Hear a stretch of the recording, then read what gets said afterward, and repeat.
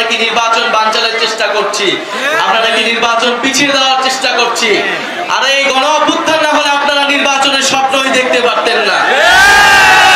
এই গণ অভ্যুত্থান না হলে, যদি কোটা সংস্কার আন্দোলন থেকে আমরা এটাকে গণ অভ্যুত্থানের দিকে নিয়ে যেতাম, সরকার পতনের দিকে নিয়ে যেতাম, তাহলে এই শেখ হাসিনার সরকারের অধীনে আপনারা আরো 4 বছর অপেক্ষা করতেন। অবশ্যই আমরা নির্বাচন চাই, আমরা ভোটাধিকার চাই, আমরা মানুষের মত প্রকাশের অধিকার নিশ্চিত করতে চাই। কিন্তু আমরা বলেছি শুধুমাত্র ভোটাধিকারের মাধ্যমে, শুধুমাত্র এক সরকার থেকে আরেক সরকার পরিবর্তনের মাধ্যমে আপনার আমার জীবনের কোনো পরিবর্তন হবে না। আপনার আমার জীবনের পরিবর্তন হবে যদি সংস্কার হয়, যদি অর্থনৈতিক সংস্কার হয়, যদি শিক্ষা ব্যবস্থার সংস্কার হয়, যদি স্বাস্থ্য ব্যবস্থার সংস্কার হয়, এবং যদি প্রকৃত গণতন্ত্র আমরা নিশ্চিত করতে পারি।